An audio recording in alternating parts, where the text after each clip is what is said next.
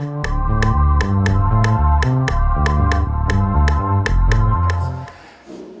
Martin Seppälä is, he has a Ph.D.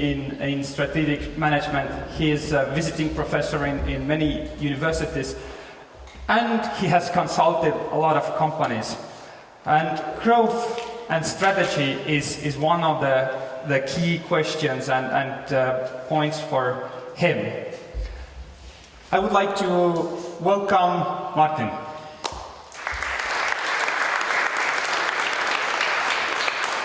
Thank you. Can you hear me? No, I think not. It should be on, but maybe it's off there. No? Better? Okay. Just a minute, I'll get my stuff in order here. Do we have this remote mouse somewhere? Did Andy take it? Okay, good. Yes, hello. My name is Martin. I come from Finland. I think this is a very, very important topic to discuss international growth. As part, I understand that this event is also partly aimed at startups and growth companies and so on. And in my view, quite often when there is seminars to startups, small companies, they tend to focus on precisely that, being a startup, the first months and the first years and so on, whereas I think it would be much more beneficial actually to focus on the real business issues, which are more or less the same for most companies. I've spent the last 13 years dealing with international growth in quite many roles. I started in 99, I think it was as a consultant working a lot with very ambitious growth projects during the dot-com era, the dot-com boom, which then became the dot-com bubble. And after that, concentrated more when that market disappeared, the demand shifted more towards large companies and so on. As said before, I've also written a Ph.D. thesis and worked as a professor in a couple of business schools internationally on the topic of international growth, different aspects of it. And now the last years focusing more and more on emerging markets and Asia. I don't know if you know about the 10,000 hour rule, which is, there's a lot of studies saying that in order to be really good professional at anything, for example, a musician, golf player, tennis player, what have you, studies have shown that on average 10,000 hours is the amount of work or experience you need in a field. I just calculated that my experience in sort of international growth issues and business issues is about 25,000 hours. So either I really know what I'm talking about, or then I'm an incredibly slow learner. So let's see. I'll let you be the judge of that. But if we go forward, maybe I should ask you first here about the audience. That how many of you are from Estonia? Estonians. Okay, so the vast majority. Is there anyone from let's say other markets which could be considered still growth markets, even emerging markets like the rest of the Baltics, Poland, Eastern Europe, Russia, so on? One. Okay. And do we have people from what would be considered, let's say, the developed markets? I'm talking about the Nordics and Western Europe, US, and so on. A couple. Okay, about 5 or 10. I think to the first two groups, I would say that okay, congratulations. Sort of you're still in the game. It looks good and so on. To the last group, I would say that sorry, it's over. either we need to start working really hard to achieve something, or then you know, just let it go. Let's go all be pensioners and you know, give up. That's how it's been looking, at least for the last years. I'll be talking today basically in two parts. The first concentrating on the background of emerging markets and what's happening in the world, and what the trends are right now. The second part is then more practical advice based on my own experience. What have been central questions for companies that I've been working with when growing successfully in these markets. So let's see if we can get this remote to work. Yes. So here you can see a bit of a strange map from 1980. And as some of you maybe have guessed, it's actually so that it's not a normal map, but it's a map which is sort of skewed, modified based on the GDP. So if you would take in 1980 the sort of power, financial power of the world, this is approximately how it would have looked. So you can see, of course, that Africa, Asia quite small there, and then the map is very much dominated by, of course, Germany, France very big, UK, and the US. And if you think about, you know, what happened in the 80s, beginning of 80s, the world was just coming out of a recession. The US, Reagan was elected in the beginning of the 80s to bring in these sort of reforms of new liberal economic policy, and the same thing also fueled a lot of similar ideologies in Europe. So things were going very well. There was a lot of exciting things happening. There was a bunch of nerds in Western US who obviously didn't have anything better to do than to sit in garages and think about computers. So there was things like Microsoft and Apple and so on happening during this time. So a lot of the action was really happening in what is here seen as sort of the big countries. And in the meanwhile, there was, of course, some subcontracting starting to happen from those new companies and from the growth happening in the strong countries towards the east, but nothing really major. In China at that time, there were some early decisions adopted by the central commissions and parties and so on, and they were sort of taking the first steps towards opening up certain areas of their economy. But that's really nothing that anyone paid any attention to. So what happened then?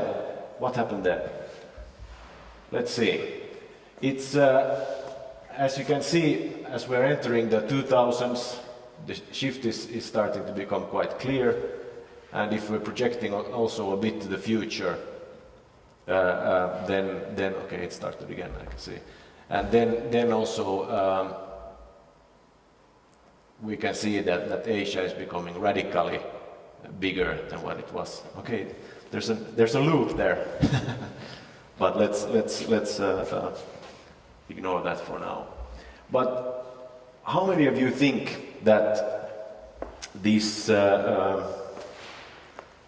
the financial crisis that we have going on right now, how many of you think that has anything to do, or that the root cause of that is, let's say, the American housing loan system?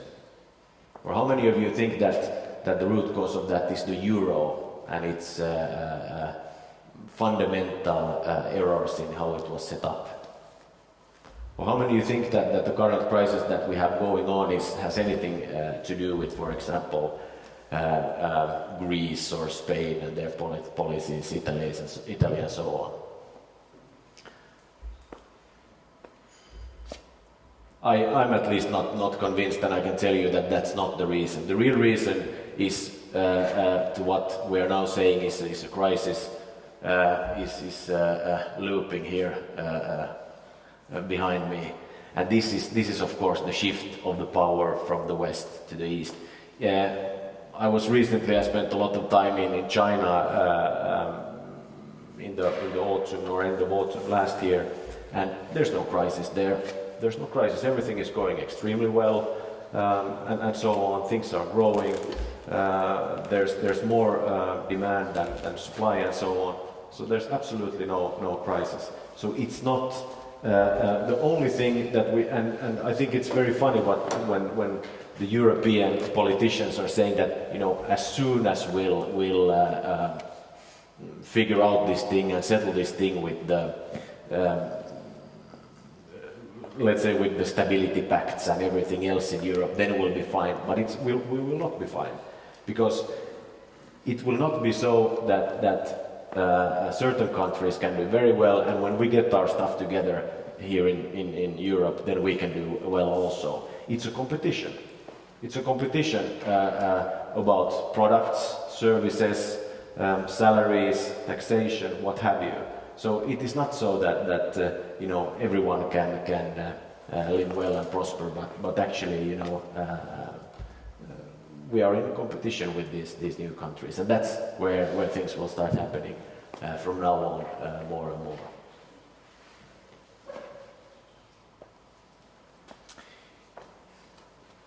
If we go forward and take a look at sort of some of the other key issues and key criteria about what is happening in these markets, you can see on the top left there that while we are still projecting that the EU and US will remain big, there will be growth. I think especially in the US, maybe not so much in the EU, we are seeing that of course the growth percentages are quite much higher in the East. Especially of course China, but also India. They are both representing, we're projecting something like 400% growth during the next 20 years or so. And this is a radical shift. And one very interesting question is that, so when will, for example, China go past EU and US in terms of GDP? Does anyone know the answer? Anyone has any guess about when that will happen? Maybe collapses before. Sorry? Maybe China's economy collapses before it passes zero. Maybe. I don't think it will be linear as we get this stretching. I think there's a fair point there to say, but I think very few people are expecting things to be linear, or that there wouldn't be any crisis and so on.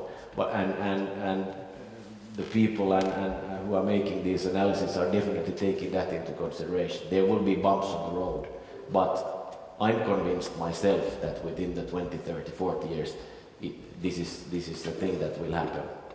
But when exactly that is, I actually think that's an irrelevant question, and depends also a bit on what numbers you're talking about. If we're talking about purchasing power parity, GDP numbers, then the consensus is that China will pass in the 2020s. If we're talking about real nominal numbers, then in the 2030s, and if we're talking about GDP per capita, then in the 2040s. So this is also something to which I see that many journalists are struggling with nowadays when they are writing articles and scoops about development and so on. There's quite a lot of different type of numbers out there, so you need to be careful about that as well. But in any case, as said, it will not be a smooth ride, and the further we go, of course, the more we are seeing this volatility and so on. Now China for sure will take a breather. India most likely towards the end of this period will start to rise faster. Whereas, for example, Russia is an interesting question here, that why are they not projected to grow stronger?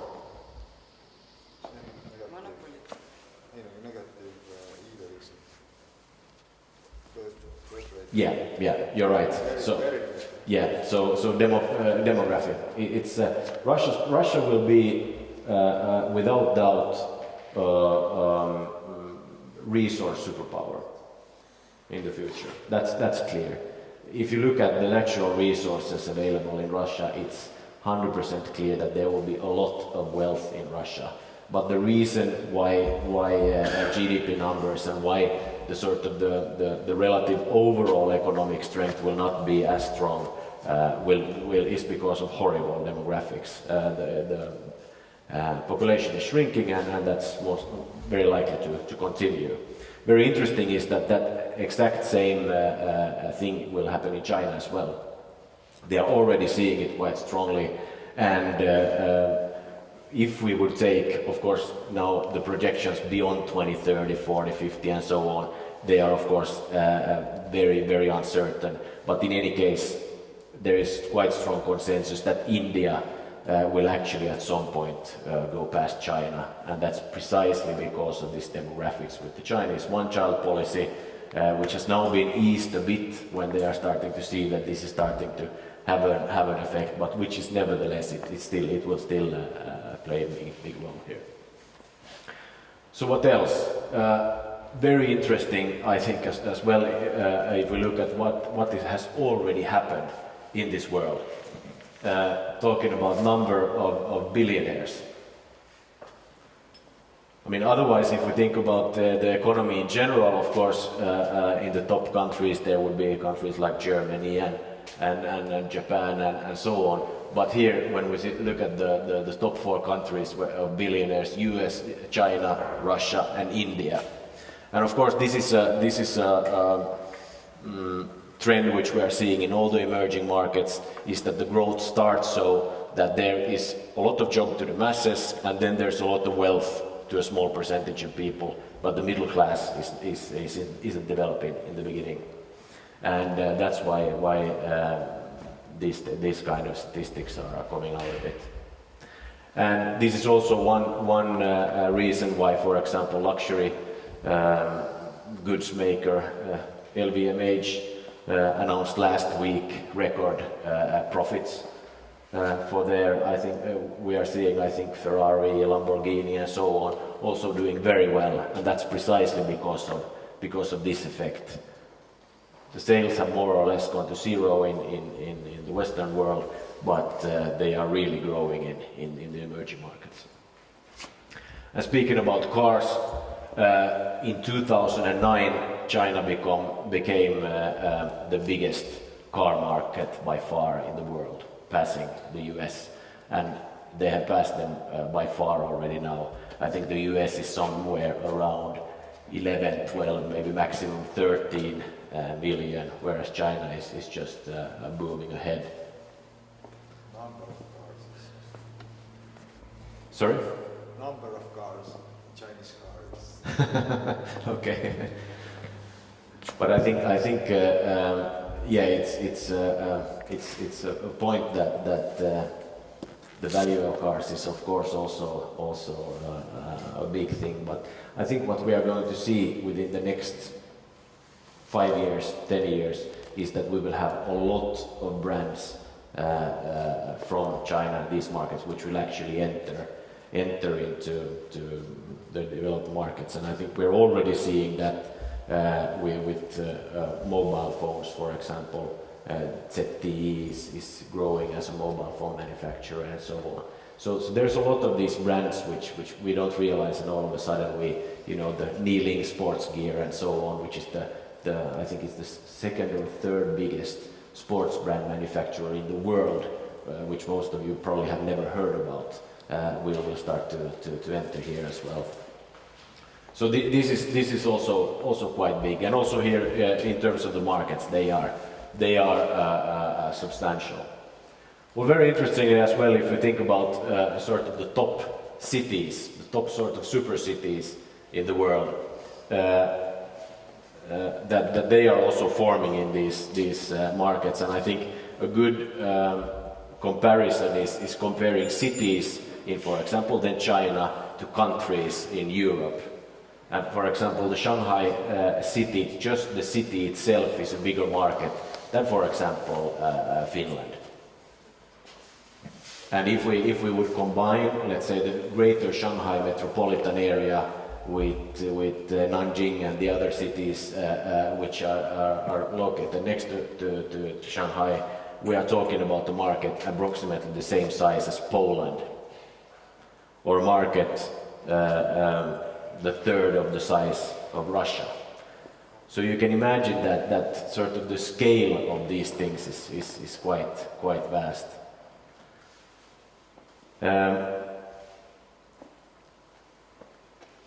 This is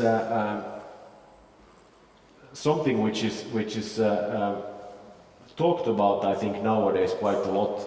And the question is then, of course, that, well, what does it mean? What does it mean in practice? Okay, very nice numbers, very much growth, cars are sold there and billionaires are created and so on. So does it mean that we should all go to China? Does it mean that that's the only answer now to India or whatever, to everything? And I think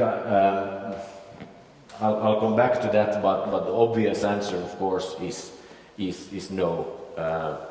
There's already quite a lot of competition in many of these cities, and especially if we're talking about the major, already quite developed Chinese cities, they are quite tough markets already. But that's not, of course, the only emerging markets. And what I'm seeing a lot in my work is that for example, factory investments, they are no longer going to China. It's already sort of the next wave has started to happen. We're talking about countries like Indonesia, Philippines, Thailand, Vietnam, and so on. Even parts of Africa could be interesting. Egypt, for example, has been lately on our table as well as possible location. So it will be increasingly hard for these countries to grow, but nevertheless that will happen. I think that's sort of the introduction about what's happening in the world and sort of where we are on the map. So it's a huge shift. This is the biggest, I would say, super trend that we are really living in all of our lives. There's nothing bigger than this. The only thing, of course, that we can think about is sort of IT and so on. But I think IT still, on some levels, is equalizing opportunity to sort of everyone and so on, whereas this is very strongly sort of dividing the opportunity and really creating the competition. And especially, I would say, to all the people from sort of Western Europe and US, is that we really need to wake up and be competitive, because otherwise it won't end well for us.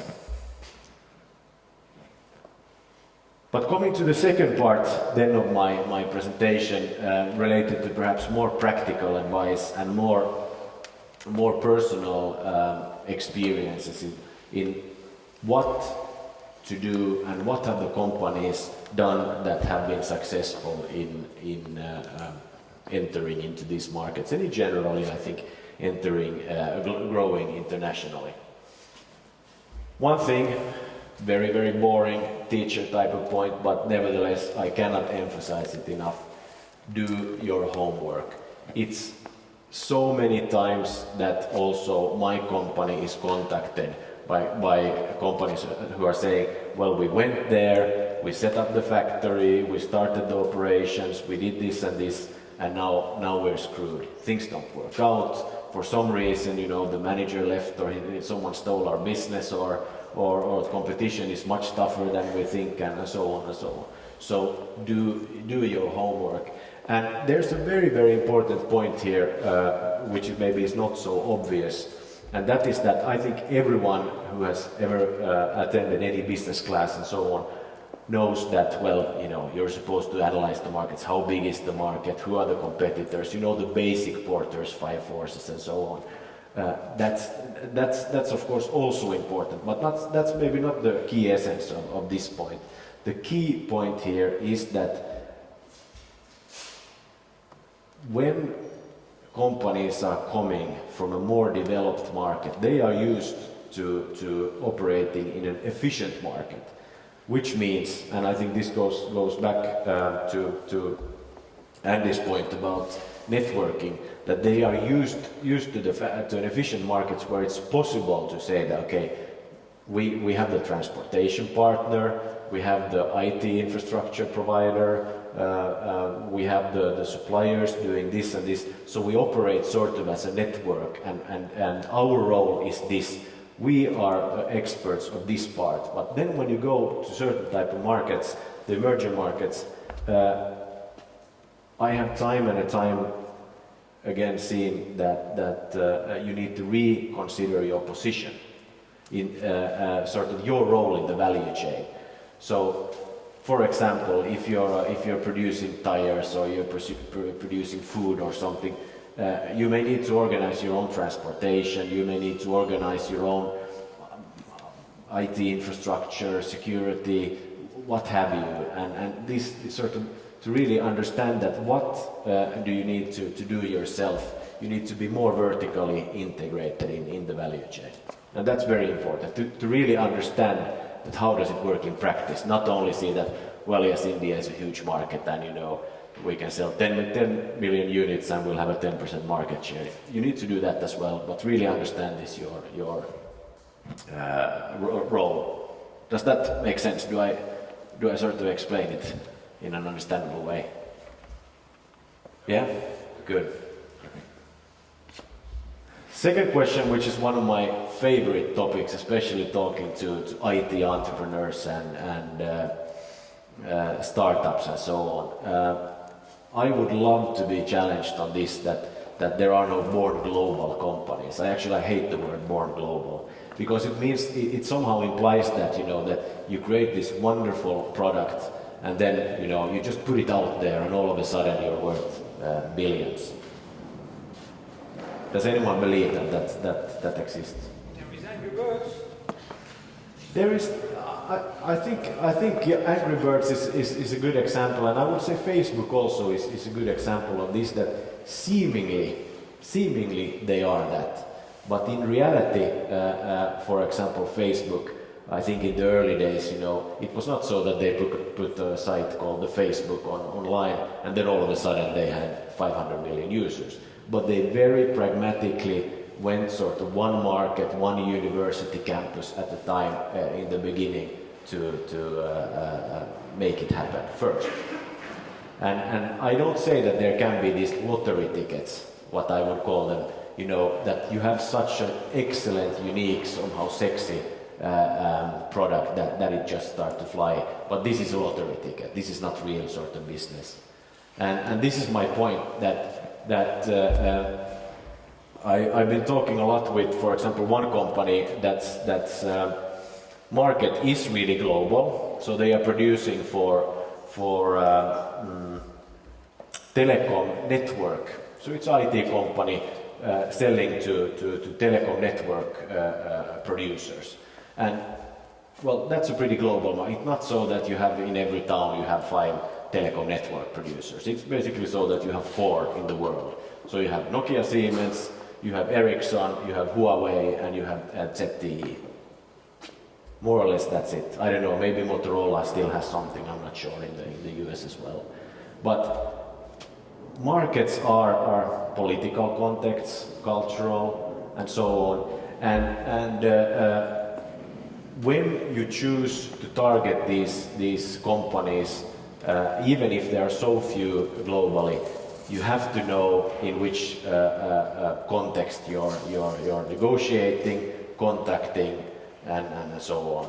And this is absolutely a critical thing. I've seen so many. I think the most successful, these Angry Birds and Facebooks and Googles and so on, they are precisely successful because they are going in. I think Google is a very good example. They're actually anchoring their product to the local market, customizing it and having their own local organizations as well, making sure that it fits to that market.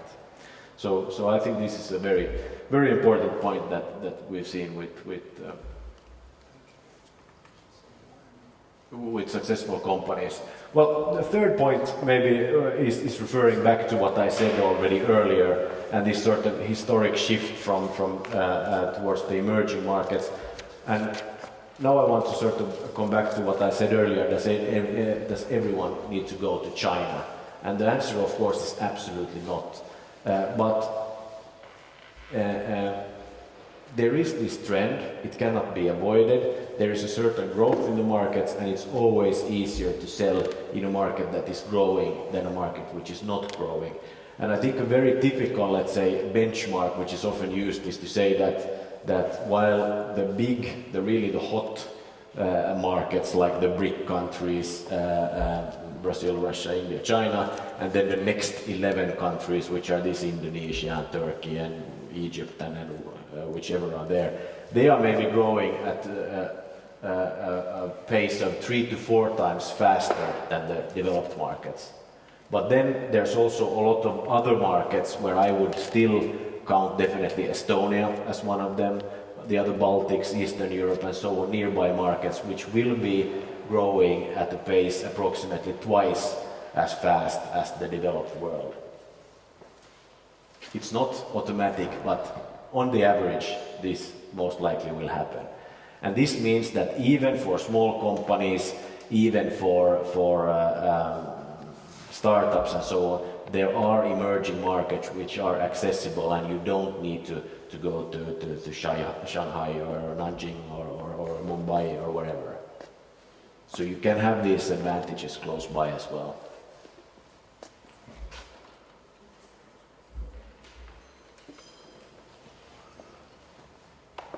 Fourth,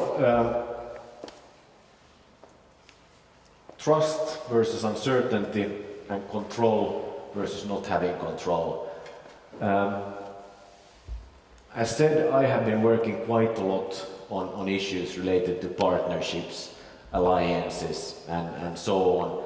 And let's say this goes very much back to what is sort of typically called transaction cost theory. I don't know if you are familiar with transaction cost theory, but transaction cost theory says that whatever that you can buy from outside or the company at an efficient price, you should do that. You don't have to produce it yourself. But if the transaction cost of buying it from outside of the company are high enough or too high, then you should produce it yourself. And I think this goes, if we're talking about emerging markets, this is a very important point, because many companies that are using a lot of alliances and partnerships and cooperation partners and so on in Western Europe, especially if we're talking about a context of Nordic countries and so on, are still going for control in emerging markets. They are going for majority ownerships, and they are going for doing things themselves. Again, related a bit back to, let's say, taking a bigger position in the value chain, doing more roles yourself. And there's a very simple explanation to this. In many emerging markets, you're very much on your own. The legislation system is not as developed, and the follow-up of many laws is also not as strict. Corruption and lack of transparency and so on. So this is one thing that I would claim, that the majority of the companies that have been successful in emerging markets have adopted this strategy, whereas the same company can have a totally different approach in the developed world. Does that make sense? Good. Then, second to last point is that sort of either you go or then you don't go. I think we've seen so many times companies for one reason or another, let's say, trying to set up this position somewhere. For one reason or another, yes, we need to be in Poland, or we need to have an office in Russia, or let's try what happens if we try to enter the Chinese market and so on. If you do it like that, it's a lottery ticket. Most likely you will fail. Always entering new markets and new, let's say, large strategic markets in particular, you need to focus on it, and you need to put a lot of efforts on it. And the second question, which is our second point related to this, is focus. Not so that you take 5 markets or 7 markets or whatever at one time and say that this is how we grow, but you take it pragmatically and one market at a time, maximum 2. This is very important, not spreading your focus too much when growing into new markets. The third related point here is investment versus outcome, and I would say that in all the cases where I've been, this is the starting point of the discussion for the international growth operations. So what is your ambition level? How much do you expect to get out of this? So if you want to enter the Finnish market or the UK market or the US or Chinese market, how much do you expect revenue within a certain time? And you said it, market share can be 1% or 3% or 5% in 3 years. It doesn't matter, but what matters is that your investment is somehow relative to your ambition level. So I think whatever ambition level you set, that's usually quite fine, but then you need to analyze how much do we actually need to invest to be able to achieve that. And here is the number one thing I think that again companies come back and say later, why couldn't we achieve that? Why are things not happening? And then when we start going through the numbers, we realize that they have a huge sales target for example, the Russian market, because it is a huge market and there is huge potential, but then they put like one guy there alone or a part-time guy or something, and then they're waiting for stuff to happen, and it doesn't fly that way.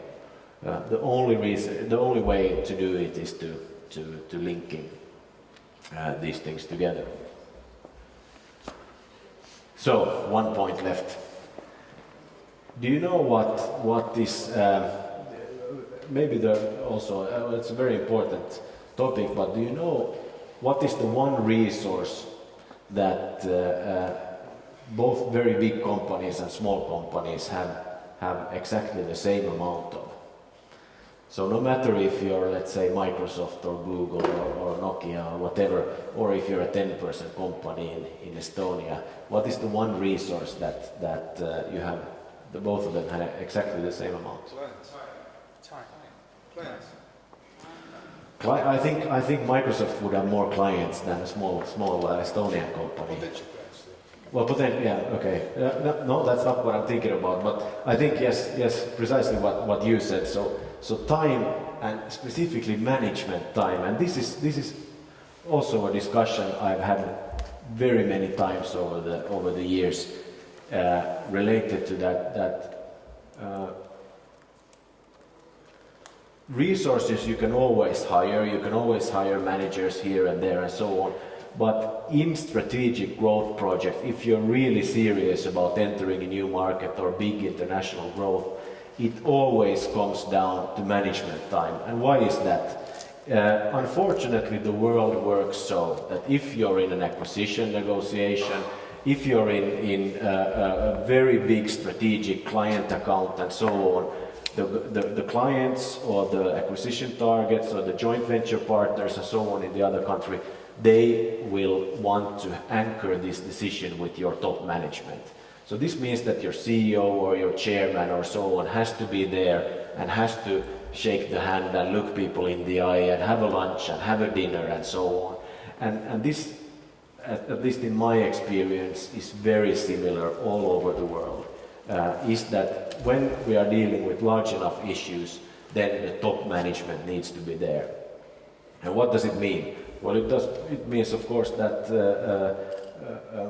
top management can't be, besides handling their own, let's say, day-to-day business, they can't be in tens of different, very important negotiations at the same time. And that, again, goes back then to the point about focus and prioritizing. And I think that sort of, I think even the definition of sort of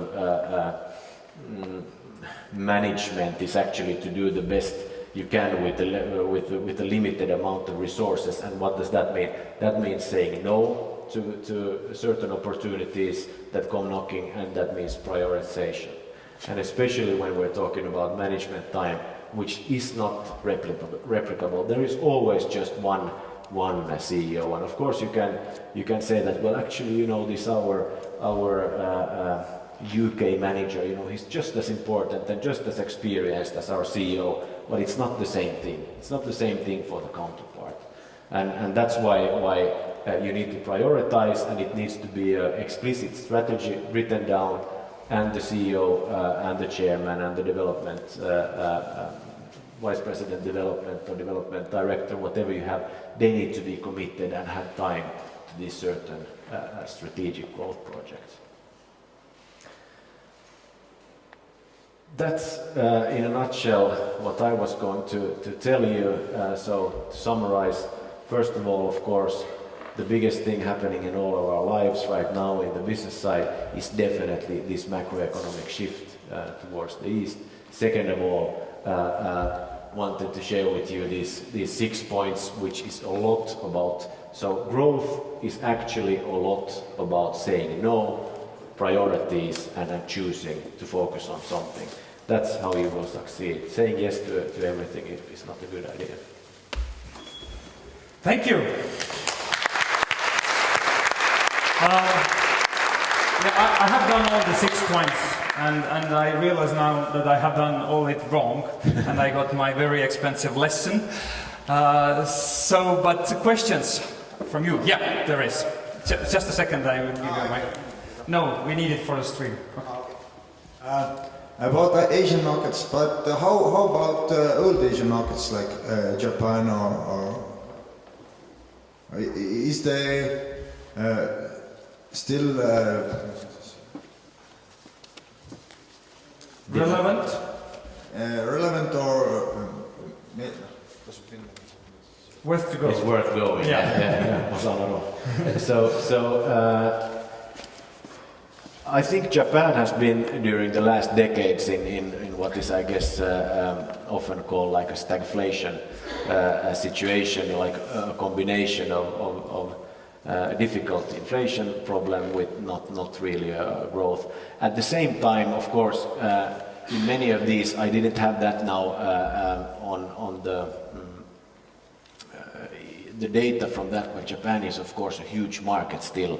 I can't remember in GDP terms if it's number 2 or 3 or 4 and so on. So just as, of course, you could also look at these numbers and saying that, well, actually, still in 2030, the EU and US will account for something like 50-60% of the global market overall. So in the same way, if you add Japan there, we're probably talking about 60-70%. So yes, of course, it makes sense. But my point is still this, that in a market which is not growing, which is already sort of divided, it's definitely, or it can be more difficult to enter than somewhere where new opportunity is all the time created. Any other questions? Yeah, there is one.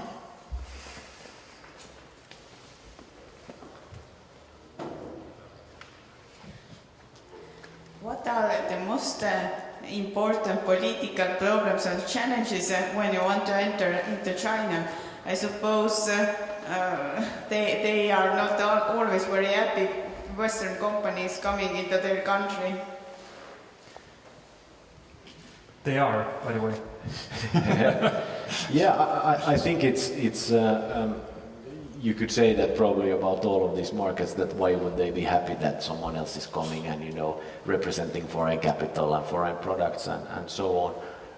In terms of China and politics and so on, my understanding is that especially in the sort of production area and any larger investments and so on, is that it's totally impossible to do it without good local and regional political connections. It's just impossible. But of course you can say that same thing about, for example, Russia and many EU countries as well. So definitely that is the risk. What else can I say? Also, of course, in China, this sort of network through locals and this what they are calling guanxi is very important there, so that you know someone who knows someone. And I think here is maybe a especially important reference to what Andy was talking about, that in developed markets where markets are efficient, decisions are more based on let's say objective facts and so on, whereas in emerging markets where things are not so developed, the legal system isn't working, well, who do you trust? Do you trust the guy that seems to have a nice product? No, you don't trust him, because if something goes wrong, there's no guarantee, no one comes to help you. Whereas, do you trust your brother or cousin or old schoolmate or whatever? Yes, because there's no other guarantee that someone will help you, so at least you have that sort of security, that you have a long history. Thank you, Martin. Thanks. Small present from our side. Okay, thanks.